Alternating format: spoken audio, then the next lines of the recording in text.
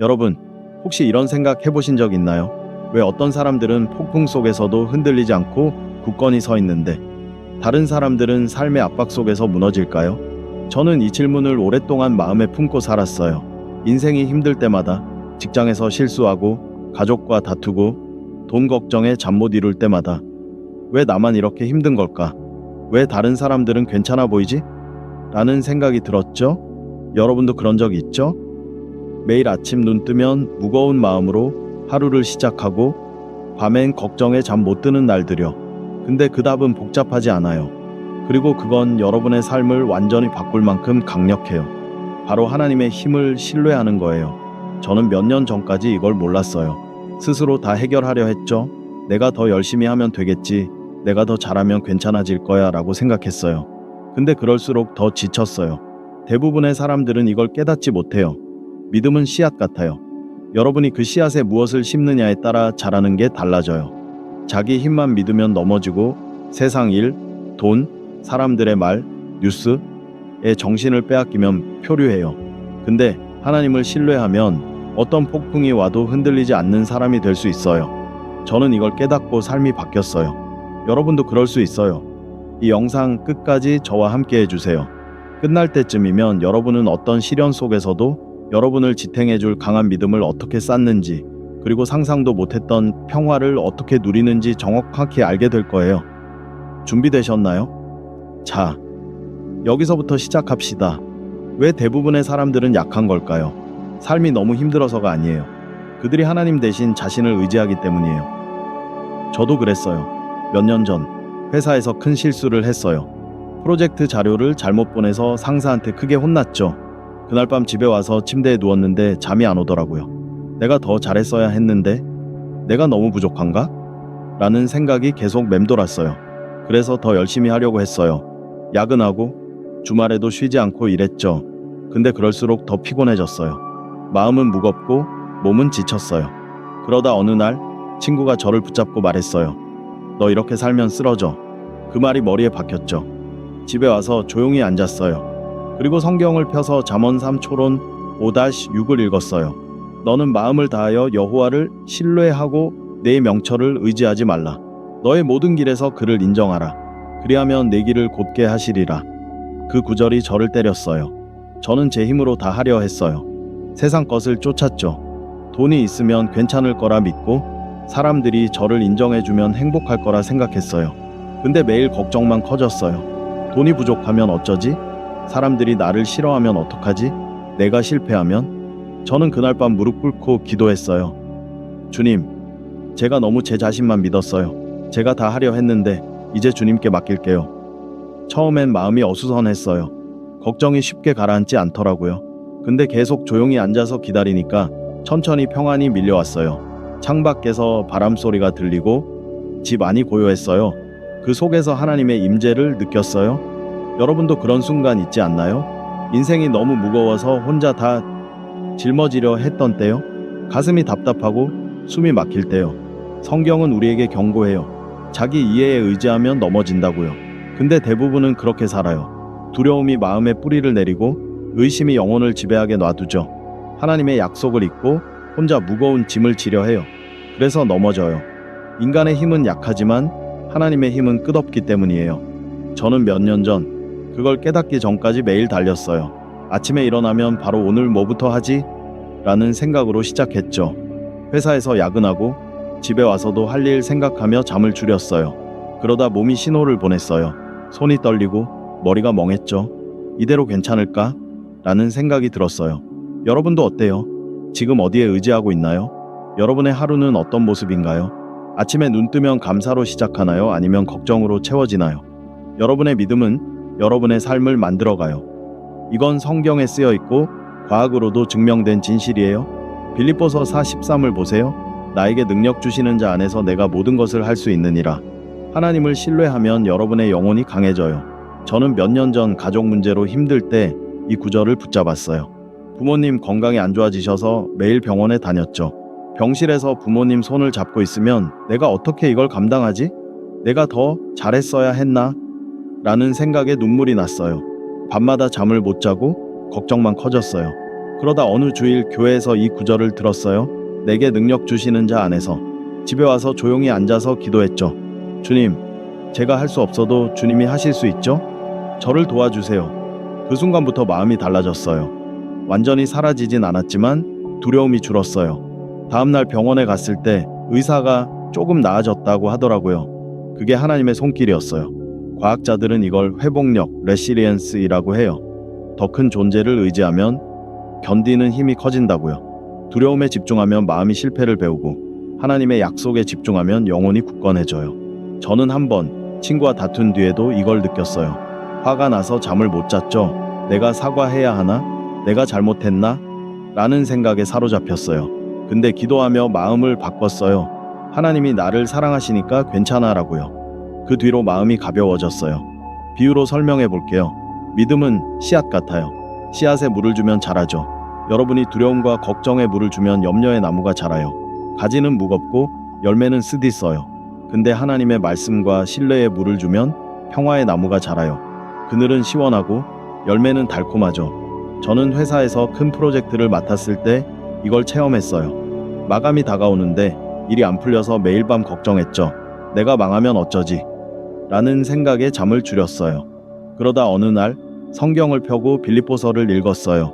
그리고 기도했죠. 주님, 제가 약해도 주님이 강하시니까 괜찮아요. 그 뒤로 동료가 도와줘서 일이 해결됐어요. 여러분은 어떤 씨앗을 심고 있나요? 지금 여러분의 믿음은 어떤 열매를 맺고 있나요? 하루를 돌아보며 생각해 보세요. 어떤 물을 주고 있나요? 하지만 여기 문제가 있어요. 하나님을 신뢰하는 건 쉽지 않아요. 마음은 통제를 원해요. 확실한 답, 빠른 해결책, 즉각적인 결과를 원하죠. 저도 그랬어요. 몇 년 전 돈 때문에 너무 걱정돼서 잠을 못 잤어요. 월세, 청구서, 생활비가 쌓였죠. 내가 더 일해야 하나? 내가 해결해야 해 라는 생각에 매일 스트레스 받았어요.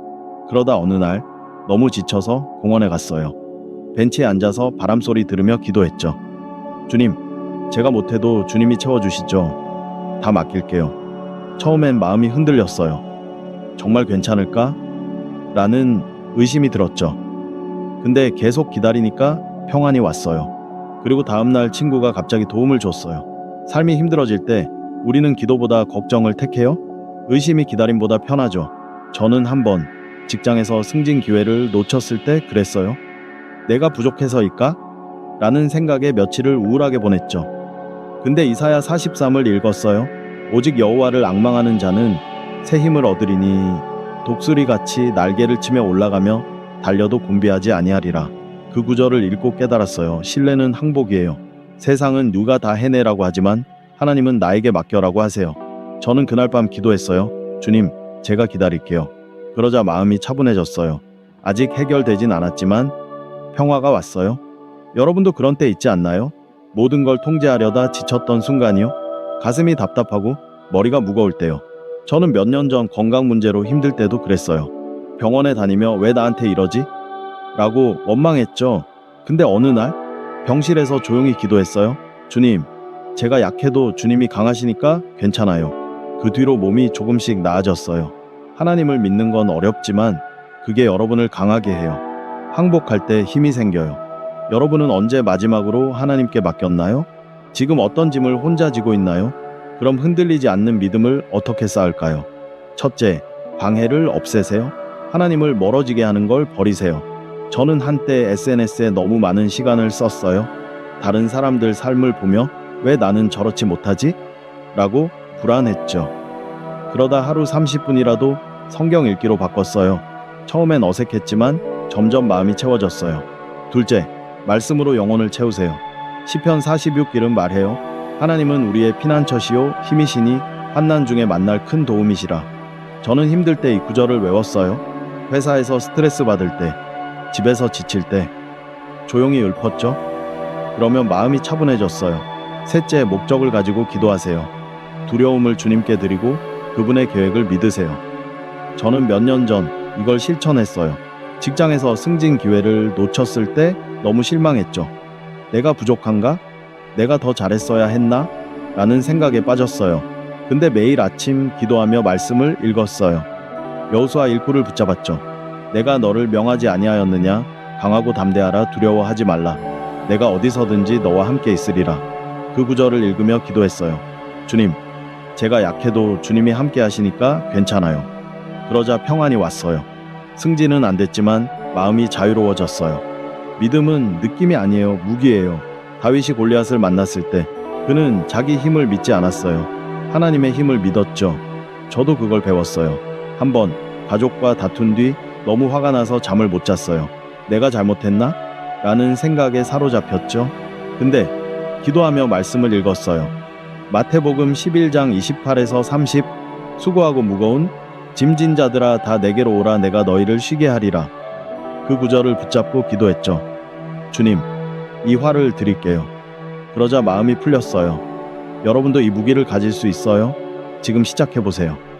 하루 5분이라도 기도하며 말씀 읽어보세요. 무엇이 달라지나요? 여기서 사람들이 빠지는 함정이 있어요. 세상의 인정을 구하는 거예요. 저도 한때 그랬어요. 사람들이 나를 어떻게 보는지 너무 신경 썼죠. 회사에서 칭찬받고 싶고 친구들에게 인정받고 싶었어요. 한 번은 SNS에 사진 올리고 좋아요, 숫자에 집착했어요. 몇 개 안 달리면 불안했죠. 근데 갈라디아서 1:10은 말해요. 내가 이제 사람들의 비위를 맞추고자 하랴, 하나님의 비위를 맞추고자 하랴. 사람을 기쁘게 하려 한다면 나는 그리스도의 종이 아니니라. 그 구절을 읽고 깨달았어요. 세상의 박수는 사라져요. 사람들이 저를 잊어도 하나님은 절대 안 잊으세요. 저는 어느 날 SNS를 끄고 조용히 앉았어요. 하나님, 주님만 기쁘시면 돼요라고 기도했죠. 처음엔 어색했어요. 사람들이 뭐라 할까? 라는 생각이 들었죠. 근데 계속 기도하니까 자유를 느꼈어요. 더 이상 남의 눈치를 안 봤어요. 여러분도 어때요? 지금 누구의 인정을 구하고 있나요? 여러분의 가치는 세상이 아니라 하나님께 있어요. 그걸 믿으세요. 믿음은 고독과 항복 속에서 자라요. 예수님도 자주 기도하러 떠나셨어요. 누가복음 50:16은 예수께서 한적한 곳에 가셔서 기도하시더라고 해요. 저도 그걸 배웠어요. 몇 년 전 너무 지쳐서 집에서 모든 걸 껐어요. 폰, TV, 불까지. 그냥 소파에 앉아서 기도했죠. 주님, 저를 도와주세요. 제가 지쳤어요. 처음엔 마음이 어수선했어요. 해야 할 일들이 떠올랐죠. 근데 계속 고요 속에 있으니까 힘이 생겼어요. 하나님의 음성이 들리는 것 같았어요. 내가 너와 함께 있다. 감정이 올라올 때 두려움, 분노, 의심, 그걸 지배하게 두지 마세요. 빌립보서 4초론 6-7은 약속해요. 아무것도 염려하지 말고 기도와 간구로 감사함을 아뢰라. 그리하면 모든 이해를 초월하는 하나님의 평화가 너희 마음을 지키리라. 저는 한번 회사에서 스트레스 받을 때 이걸 실천했어요. 상사가 화내며 왜 이렇게 했어? 라고 소리쳤죠. 집에 와서 화가 나서 잠을 못 잤어요. 내가 잘못했나? 라는 생각에 사로잡혔죠. 근데 기도하며 마음을 드렸어요. 주님, 이 화를 드릴게요. 그러자 평화가 왔어요. 다음날 상사가 사과까지 했어요. 여러분도 해보세요. 지금 어떤 감정에 지배당하고 있나요? 그걸 하나님께 드려보세요. 고난은 누구에게나 와요. 하지만 여러분을 망가뜨릴 필요는 없어요.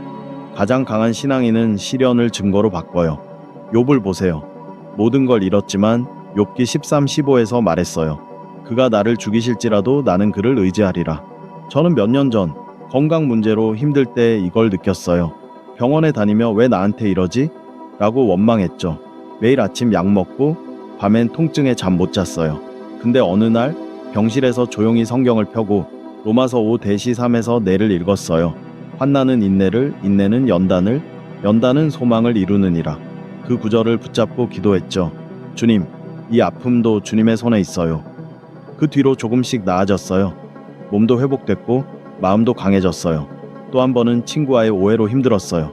몇 달간 연락이 끊겨서 내가 잘못했나? 라는 생각에 괴로웠죠. 근데 기도하며 기다렸어요. 그러자 그 친구가 먼저 연락해와서 화해했어요. 여러분의 고난은 하나님의 도구예요. 시편 23장 4절은 말해요.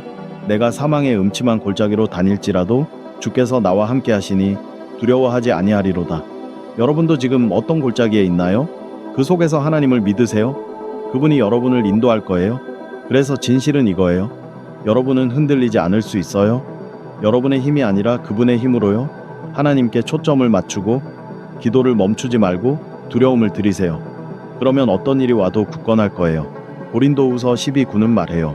내 은혜가 내게 족하도다. 내 능력은 약한 데서 온전하여 짐이니라. 저는 몇 년 전 모든 게 무너질 때 이 구절을 붙잡았어요. 돈 없고 건강 안 좋고 마음이 지쳤을 때요. 근데 매일 기도하며 기다렸어요. 그러자 하나씩 해결됐어요. 또 한 번은 밤에 잠 못 자고 걱정할 때였어요. 불 끄고 기도했죠. 주님, 제가 약해도 주님이 강하시니까 괜찮아요. 그날 밤 처음으로 깊이 잤어요. 평안이 왔죠. 여러분의 믿음이 미래를 만들어요. 히브리서 11:1은 믿음은 바라는 것들의 실상이요 보이지 않는 것들의 증거니라라고 해요. 지금 오늘부터 그분을 신뢰하세요. 마가복음 43에서 40처럼 예수님이 잠잠하라 하시면 폭풍도 멈출 거예요. 그러면 그분이 무엇을 하시는지 보게 될 거예요. 끝까지 함께 해주세요. 다음 부분에서 가장 강한 믿음도 흔드는 실수와 그걸 극복하는 법을 알려드릴게요.